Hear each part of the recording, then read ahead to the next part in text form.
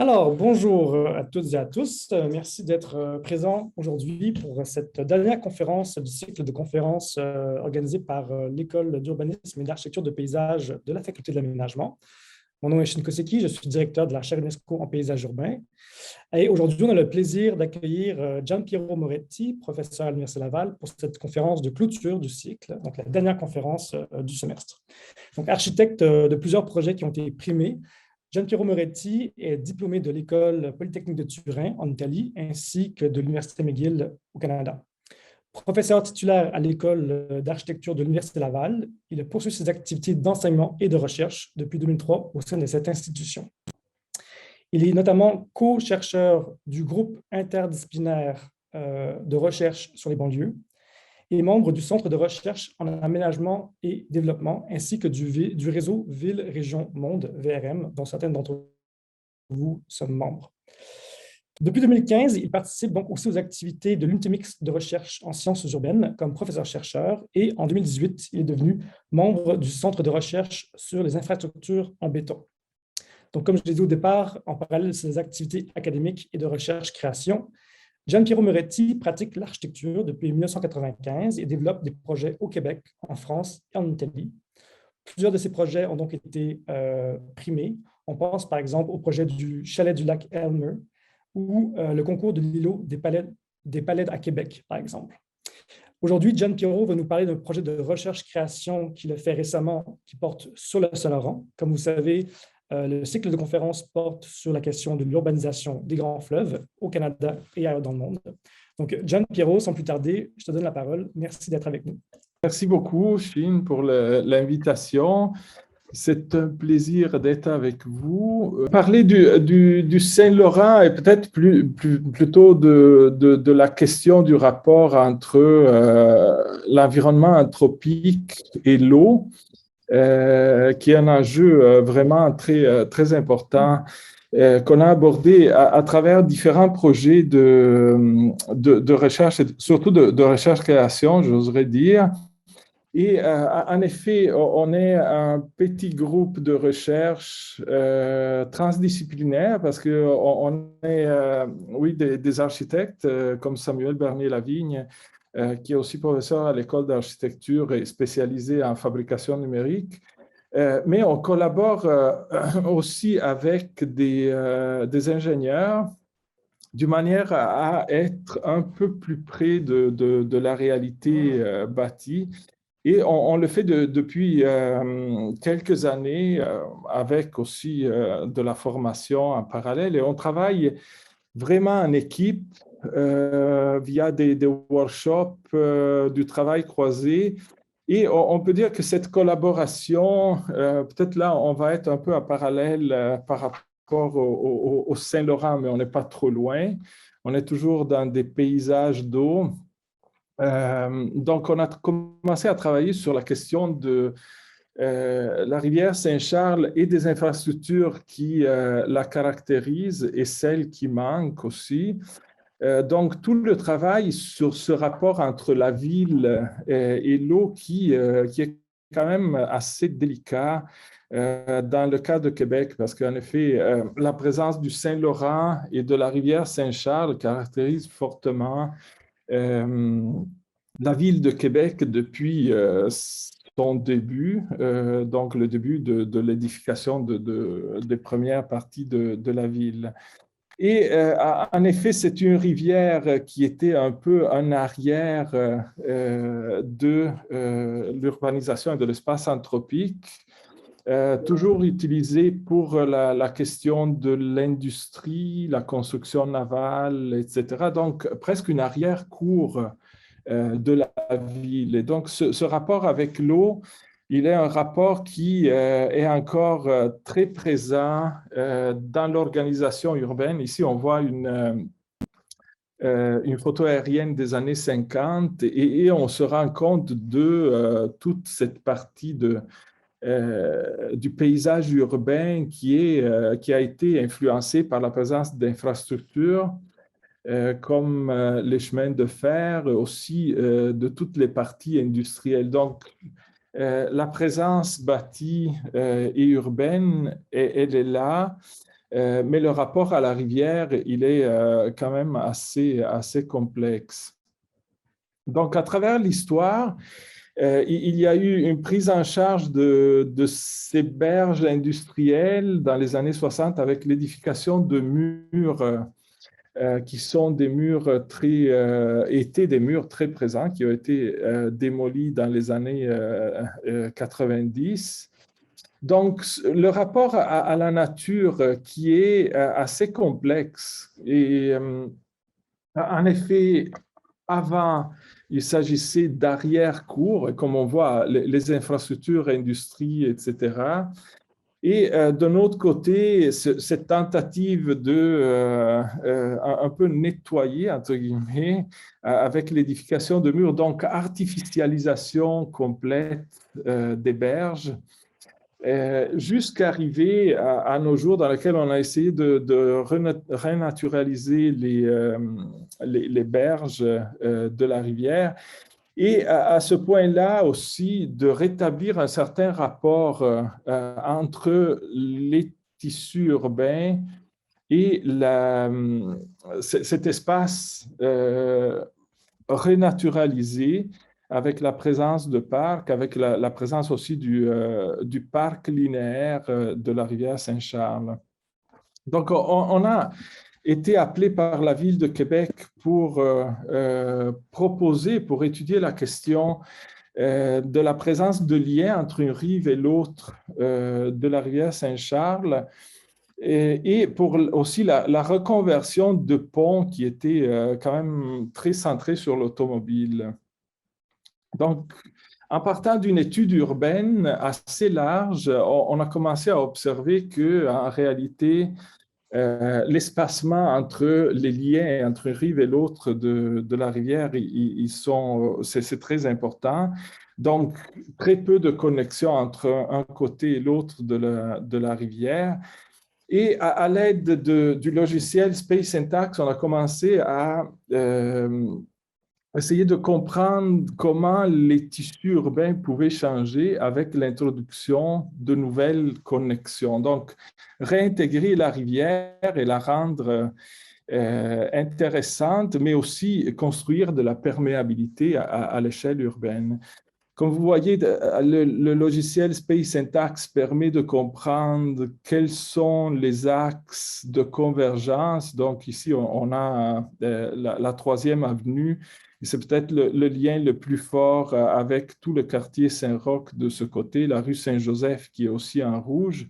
Et plus on va vers des couleurs froides, plus on est périphérique. Et là, on se rend compte que la rivière est vraiment une périphérie des deux parties de ces deux quartiers urbains. Donc, avec Space Syntax, il est aussi possible de se questionner sur les changements, donc d'introduire des nouveaux liens et de voir comment l'organisation de la fluidité urbaine fonctionne. Donc, vous voyez ici, il y a eu des tests pour l'insertion de nouvelles connexions, surtout dans cette partie-là, qui était une des préoccupations de la ville.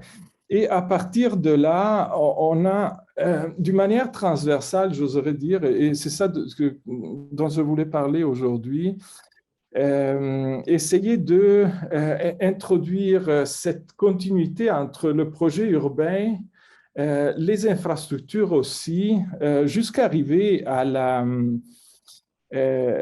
un projet cohérent et du point de vue urbain et infrastructural et urbanistique, on peut dire.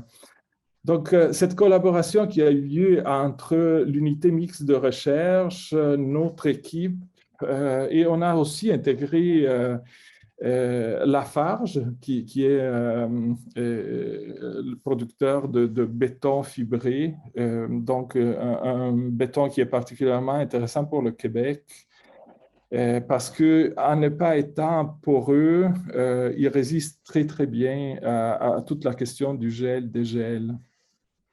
Donc, projet de passerelle, projet d'espace urbain, ce nouveau lien entre l'écoquartier de la Pointe-aux-Lièvres, qui est de ce côté-là, et le quartier Limoilou, avec l'intention de créer des espaces urbains. Donc, la passerelle, ce n'est pas seulement une infrastructure, mais c'est aussi un générateur d'espaces publics.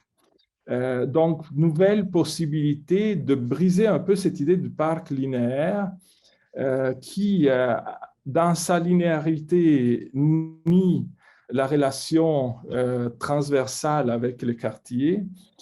Et de ce point de vue, là, la passerelle devient l'occasion pour accéder aussi à la rivière. Et il n'y a pas d'accès à la rivière en réalité. Donc, inspiration des structures et de l'idée du pont couvert.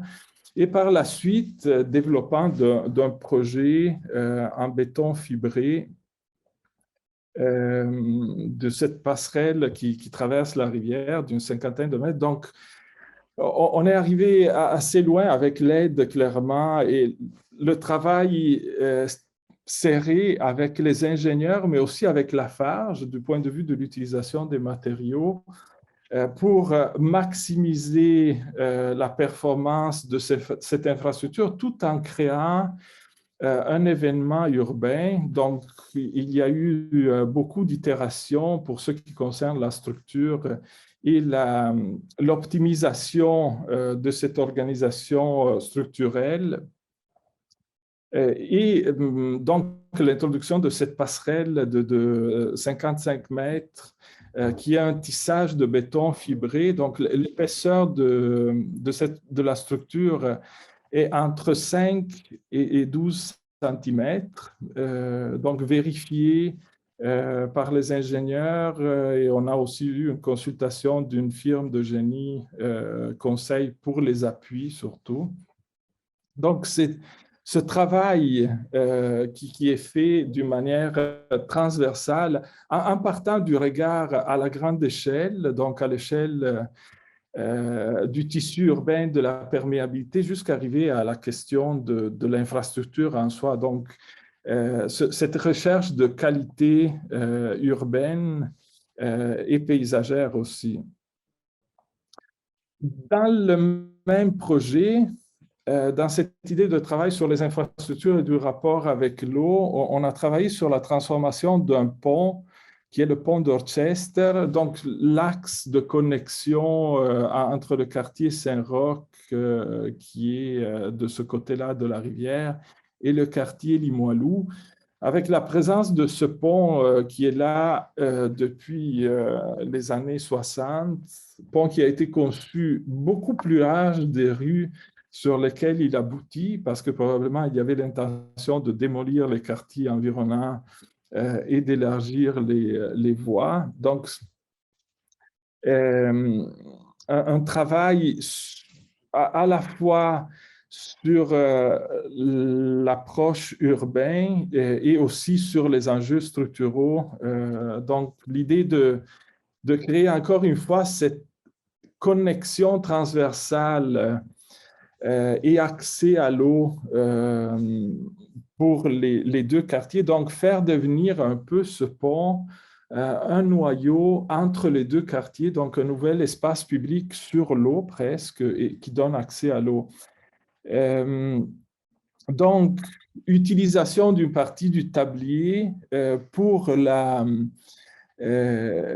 définition d'un espace public traversant. Donc, le parc, il n'est plus seulement un parc linéaire, mais il traverse aussi la rivière d'un côté à l'autre en évitant la présence seulement de l'axe routier. Donc, une structuration, un travail sur aussi sur la structure du pont pour permettre d'introduire de la végétation. Et on avait une structure assez intéressante en caisson qui permettait d'utiliser l'épaisseur des caissons pour mettre de la terre, pour avoir des arbres assez de taille assez importante. Et d'un autre côté, la création de microclimats urbains d'une manière à rendre agréable même l'hiver cette traversée du pont, donc avec des des petits éléments des serres habitables. Donc, on voit ici le travail sur la structure qui permettait donc la mise en place d'arbres. Et c'est cette idée d'avoir des microclimats même à l'hiver pour pouvoir se protéger en traversant le pont. Et de l'autre côté, clairement, tout le travail sur l'espace public pour pouvoir accéder à la rivière. Donc, un rapport avec l'eau, l'infrastructure et aussi la qualité de la vie urbaine, donc qui sort de cette tout à l'auto pour les transits et qui permet aussi la connexion entre les différents quartiers. Donc, une nouvelle manière de vivre l'espace d'eau. Et de ce côté-là, on est allé un peu plus loin. Et là, je veux montrer un peu la démarche qu'on mène. Parce qu'en effet, et pour la passerelle dite éternelle en béton fibré, et pour cette transformation-là, en réalité, on a commencé à développer des systèmes. Un premier qui est celui de l'intervention ponctuelle, donc une première mise en place des espaces tels qu'ils seront éventuellement. Là, il y a l'administration qui change, on ne sait jamais qu'est-ce qui va se passer. Mais il y a eu mise en place au moins du gabarit, la réduction des voies, du nombre de voies véhiculaires dans le centre du tablier du pont. Et paraît-il qu'il n'y a pas eu de réaction des automobilistes, de problèmes, etc. Donc, c'est vraisemblable. Donc, les structures ont été introduites par la Ville de Québec, donc on n'était pas impliqué dans le dessin de ces structures-là. Donc, avec la piste cyclable aussi qui prend place dans cette partie-là. Et un autre caractère, donc là, vraiment dans la question de recherche et développement, avec nos collègues ingénieurs, on a lancé le défi d'avoir du pavage chauffant de manière à rendre les espaces urbains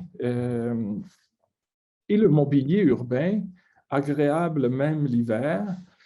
Donc, à partir de là, de la recherche en développement pour arriver à produire ces bétons-là aussi avec l'industrie. Donc, il y a un tissage assez serré dans le nombre de défis à lancer. De ce point de vue-là, même pour aller plus loin du point de vue de la matérialité de l'urbain. Donc, ce travail-là sur le rapport de la ville à l'eau,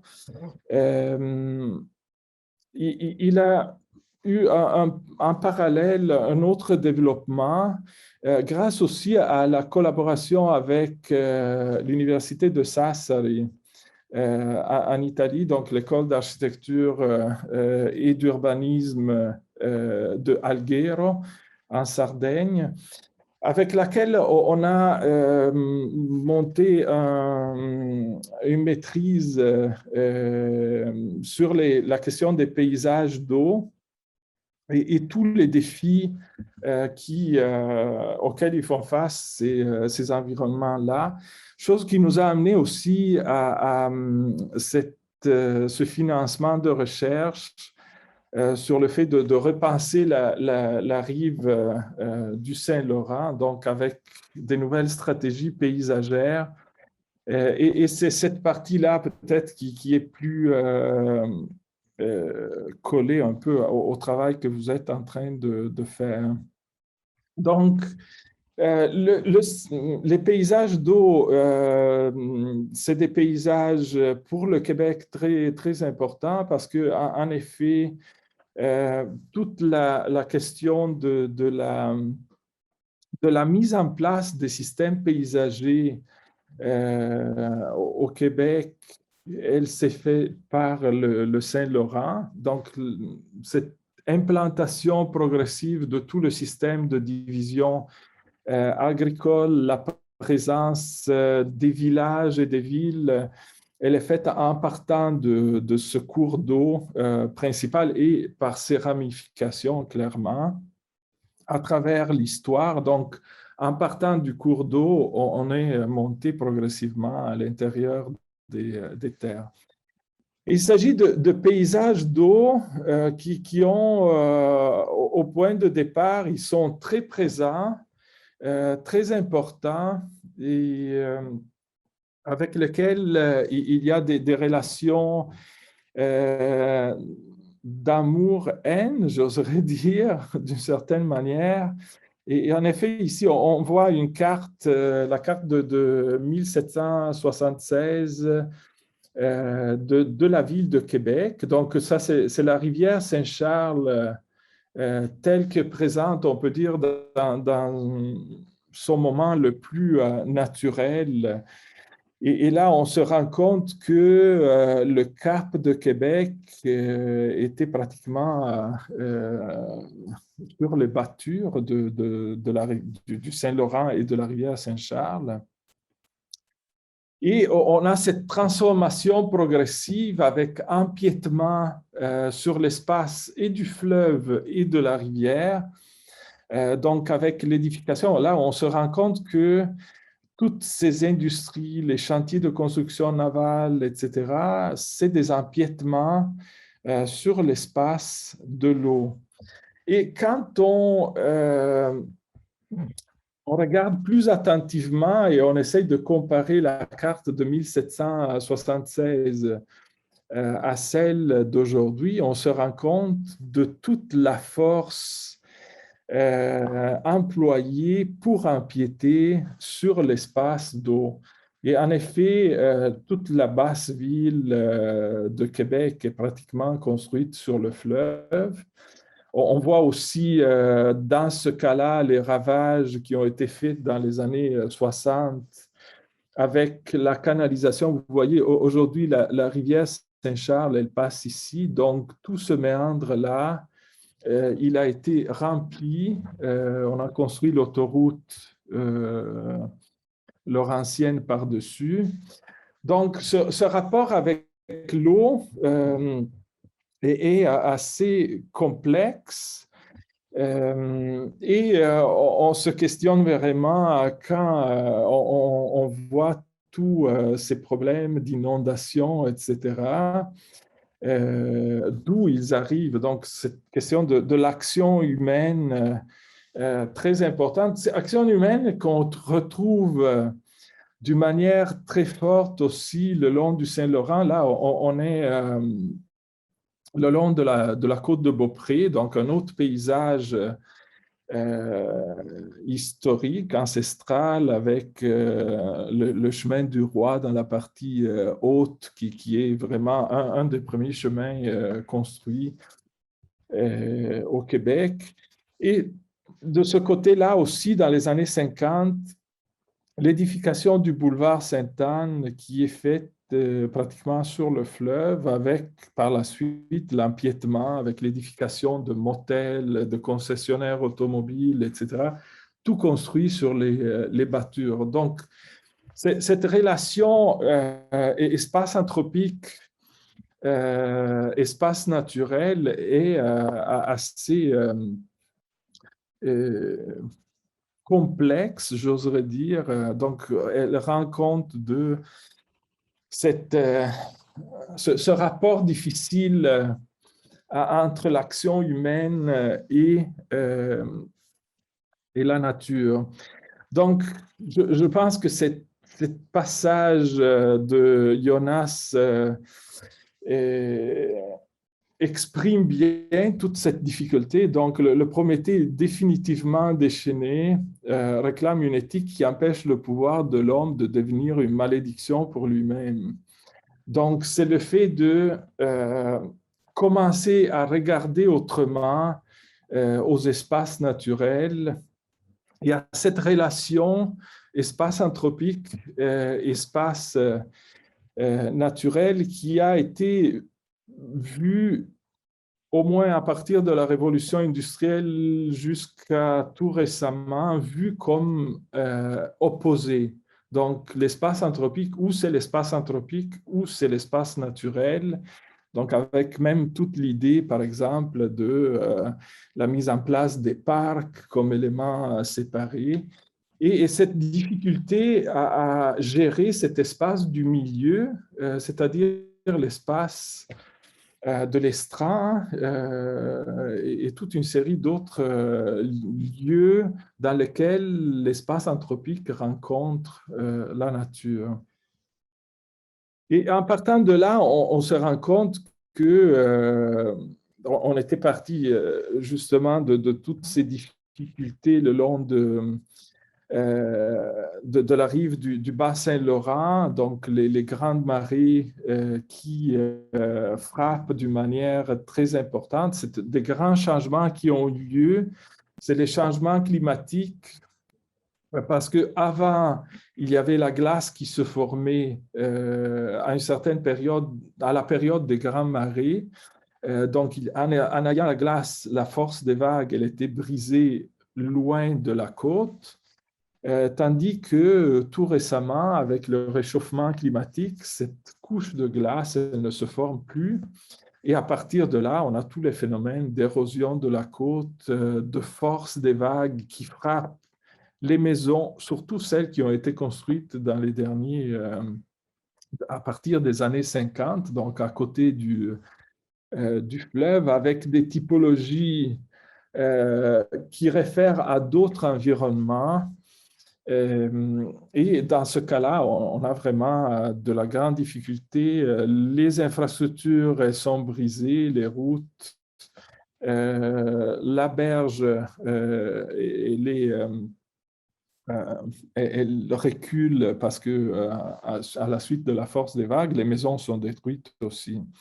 Donc, on a des phénomènes un peu tout le long du Saint-Laurent avec des pics. Vous voyez un rouge, c'est tous les endroits dans lesquels il y a eu ces phénomènes-là qui ont vraiment bouleversé même les communautés installées à côté du fleuve.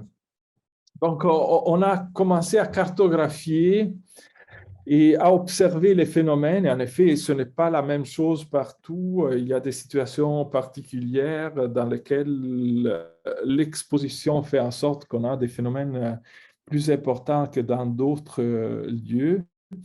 Donc, le long du Saint-Laurent, il y a des parties qui sont plus protégées que d'autres. Et dans ce travail de cartographie à la grande échelle, on est arrivé après à l'idée de travailler de manière un peu plus détaillée sur Sainte-Flavie, toujours avec l'aide de nos collègues ingénieurs. Donc, Sainte-Flavie qui a eu tous ces problèmes il a toujours ces problèmes de corrosion, d'érosion de la côte et aussi de démolition. Il y a eu des maisons qui ont été démolies par les grandes marées. Donc, phénomène de montée des eaux, de montée des phénomènes de vagues à très forte intensité. Donc, toute la difficulté de bien saisir les phénomènes.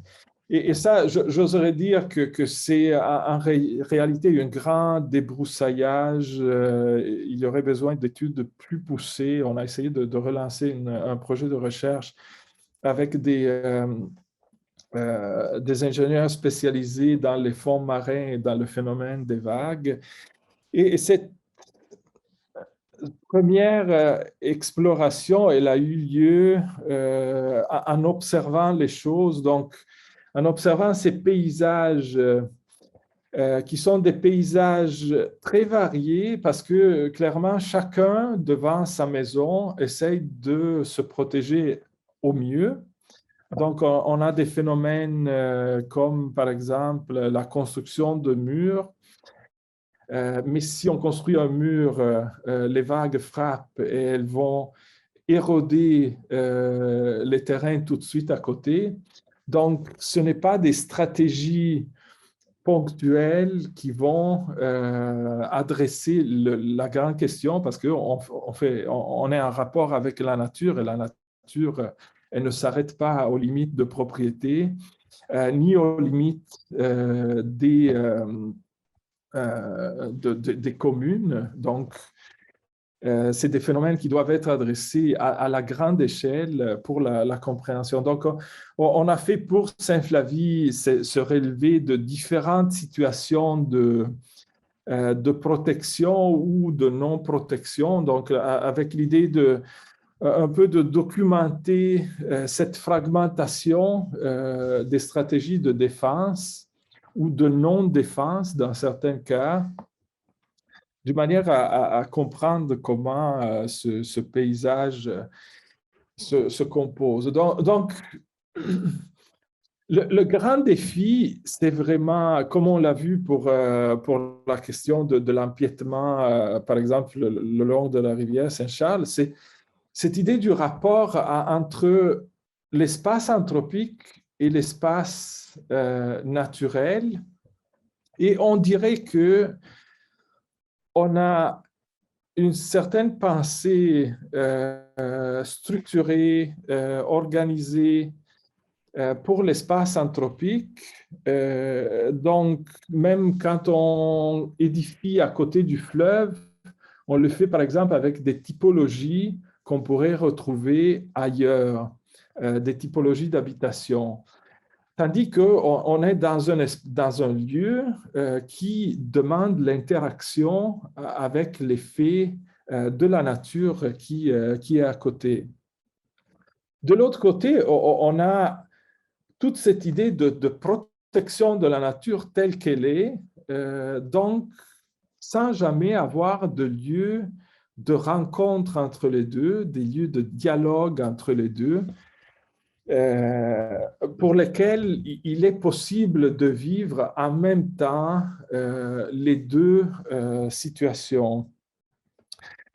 Donc, on a démarré avec cette tentative d'organisation parce que le point de départ et la question de départ était, est-il possible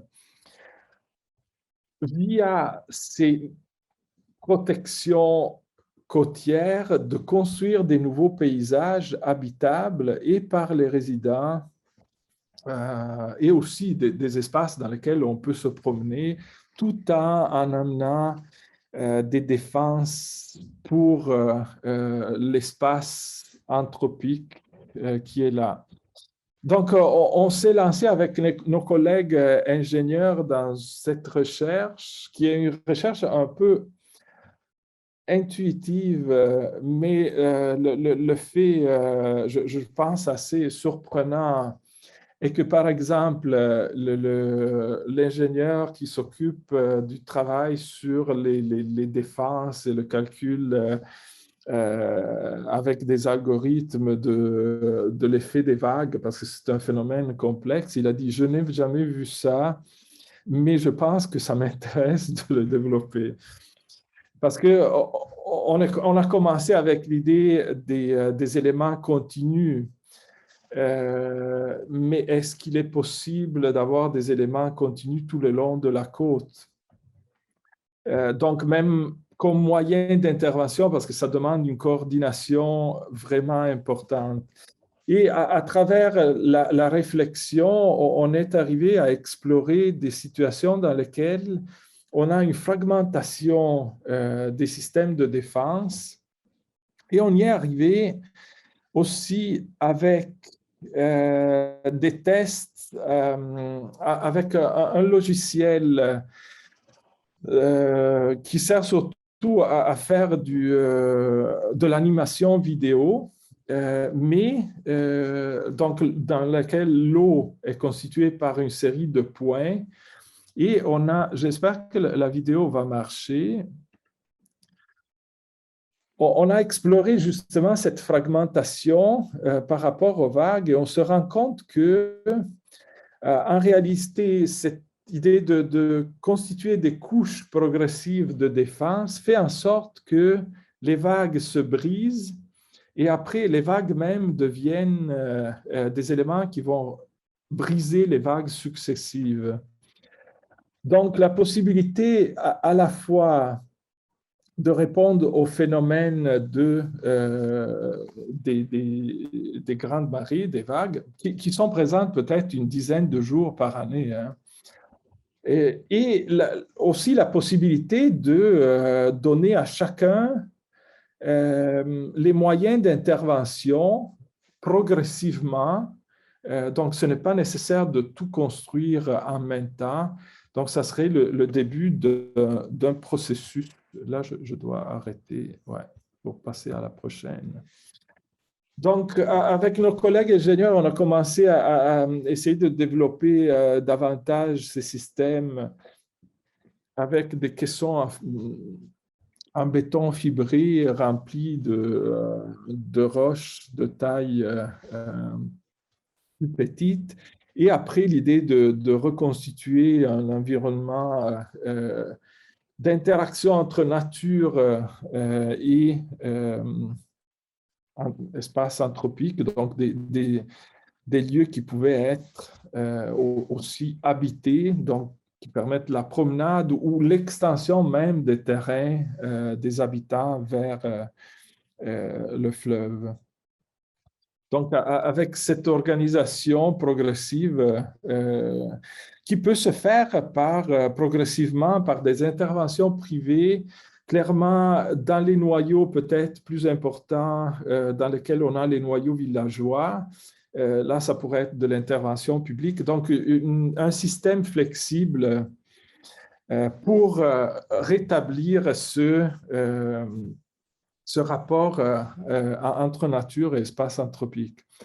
On est allé un peu plus loin en observant toute cette difficulté de mise en place, parce que clairement, le point intéressant d'habiter à côté du fleuve, c'est de voir le fleuve.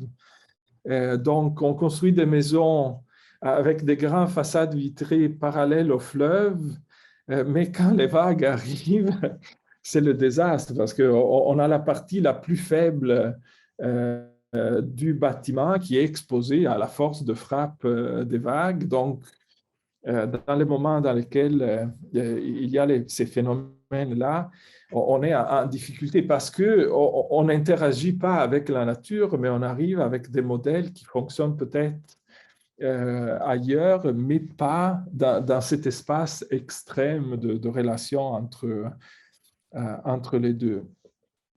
On a travaillé 3 stratégies. La première, c'est celle avec des éléments en béton fibré. On a des ingénieurs qui sont compétents dans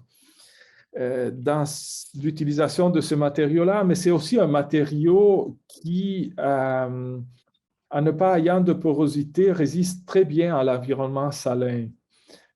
Donc, c'est adapté à ces environnements-là, à toute la présence de l'eau, pratiquement de mer dans ce cas-là. Et donc, l'idée de typologie et de la plateforme. Et la plateforme, nous, on a développé une typologie nouvelle d'habitation, mais elle pourrait aussi servir à déplacer des maisons existantes et à les surhausser pour laisser passer les vagues. Donc, l'idée, c'est de surhausser l'espace d'habitation et d'avoir ces éléments, par exemple, dans cette typologie-là, qui permettent, très, très rigides, qui permettent d'offrir le moins de résistance possible à la force des vagues et pratiquement de libérer aussi la vue en partant de la voie publique vers le fleuve. Donc, schématiquement, on peut dire, on a ce nouveau rapport entre l'espace habité et la présence du fleuve, donc des nouveaux paysages qui peuvent être mis en place avec des typologies exceptionnelles comme exceptionnel, c'est l'endroit dans lequel on construit.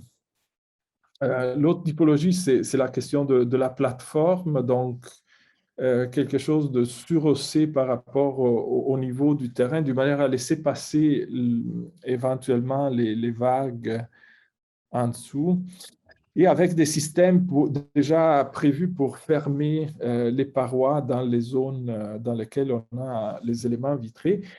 Et dans le dernier cas, peut-être en poussant à l'extrême l'exercice, on a essayé de transformer un de ces systèmes de protection de la berge en habitation. Donc, les systèmes de protection avec le béton fibré qui devient une tour, un peu comme les tours de guet qu'on trouve à Saint-Flavie, qui était assez présente. Je ne sais pas si vous avez jamais vu les tours noires qui servaient d'observation pour les exercices de tir pendant la Deuxième Guerre mondiale, des avions qui faisaient les tests sur le fleuve. C'est quand même des éléments marquants à la verticale par rapport au paysage fluvial. Donc, peut-être en poussant à l'extrême cette idée d'interaction entre nature et habitat, on a proposé d'une manière un peu provocatoire cette question-là. Est-ce que l'architecture peut devenir en soi un élément de protection et de relation avec la nature? Donc, mise en place progressive et on avait l'intention dans le projet de construire une espèce de jardin scientifique, entre guillemets, dans lequel on pouvait tester ces éléments, les plateformes, donc faire un peu des éléments presque un parc de loisirs avec les différentes stratégies et aussi stratégies typologiques, mais aussi stratégies de protection, d'une manière à devenir instrument un peu d'innovation sociale pour par la suite répandre ce système-là le long de la côte avec des interventions privées. Donc, l'idée de protéger le noyau villageois via l'édification d'un parc qui servait pour tester les dispositifs de protection et en même temps de déclencher un processus collectif, j'oserais dire. Donc, un projet de paysage partagé qui pourrait se mettre en place. Donc, pour conclure rapidement, à mon avis, c'est une nouvelle façon d'aborder cette question du milieu, ce rapport entre la nature et l'espace anthropique. Je pense depuis la révolution industrielle a vu cette opposition se créer et je pense que il y a à la fois la mise en place de certains caractères qui sont répétés dans l'espace anthropique et indifférents à l'espace naturel, mais là, on est dans la même logique quand on fait des oasis de nature, donc l'idée des parcs, elle va dans cette idée d'opposition entre la nature et l'espace anthropique. Dans certains cas, on est même arrivé à enlever des villages qui étaient dans un parc pour le rendre plus naturel. Donc, c'est vraiment une mentalité, cette idée d'opposition, où c'est la nature, où c'est l'espace pour l'humain. Je pense qu'on devrait commencer à penser autrement l'interaction entre les choses. Donc, il y a ce dialogue avec la nature parce qu'on est là Et il faut commencer à penser autrement ce rapport-là. On n'a pas vraiment le choix avec tous les phénomènes qui nous entourent actuellement. Oui, alors, bien, merci beaucoup pour votre présentation. C'est vraiment très intéressant. En fait, la deuxième partie de votre présentation m'a beaucoup interpellée, en fait, parce que cette année, on a beaucoup d'étudiants à la maîtrise en architecture de paysage qui travaillent dans des milieux semblables, c'est-à-dire sur les berges, en fait, du Saint-Laurent. On a une, entre autres, qui travaille sur l'île aux Coudes. Puis, on sait que l'action donc des vagues du Saint-Laurent donc a un impact assez important là, sur les berges et tout ça, puis vous l'avez bien montré. Mais je me demandais si dans les études que vous faites, vous avez des données sur le caractère du milieu naturel, parce que comment le milieu naturel évolue justement avec cette dynamique-là d'érosion. Vous le dites, c'est à peu près 10 jours par année où il y a des gros problèmes d'érosion, mais le reste de l'année, il y a comme une végétation qui s'installe. Il y a un milieu naturel vivant qui est là. Alors, c'est quoi le caractère de ce milieu vivant-là? Puis comment il fluctue avec ces changements-là, avec je pense que ça mériterait une recherche en soi. En réalité, nous on a abordé la question en étant conscient de nos limites, parce qu'on est des architectes. Donc, on a essayé de relancer la recherche, mais on n'a pas été financé, de manière à pouvoir la pousser plus loin et à intégrer d'autres sortes de compétences. Et c'est certain que toute la question du rôle de la nature, qui peut aussi aider à défendre la côte. Oui. Et ça devrait être fait. Mais là, je pense que c'est l'autre point fondamental qu'on essaie un peu de briser, ces silos de recherche bien établis qui correspondent aussi à toute cette fragmentation de l'urbain et à l'opposition nature. Donc, la complexité d'un phénomène comme ça, elle ne peut pas que mettre ensemble les compétences. Donc, ce n'est pas seulement les compétences, par exemple, de l'ingénieur qui travaille dans le canal hydraulique et qui connaît tout sur les fonds marins et sur le phénomène du mouvement des vagues, etc., qui peut arriver à rendre ces environnements côtiers habitables, humains, avec des nouveaux paysages. Donc, c'est un défi gigantesque, je pense. Et pas seulement dans ce domaine-là, hein. Pas seulement sur la question côtière, parce que on voit aussi tout le travail sur les matériaux qui est assez impressionnant. Oui. Alors, on est très conscient de nos limites. Non, moi, je me demandais en fait s'il y avait comme justement des possibilités d'études avec l'interaction milieu, le paysage culturel, le paysage. Il y a des études, il y a du travail. Je pense que la chaire, je ne me rappelle plus le nom, celle qui est à Rimouski, elle a beaucoup de documentation sur ça, sur la transformation des milieux. Par aussi la présence des grandes marées. C'est surtout des travaux d'analyse. D'accord. Ce qu'on voulait faire, c'était un peu d'aller dans la projection et de voir et de tester. Et sûrement, il y a énormément de limites dans le travail qu'on a fait.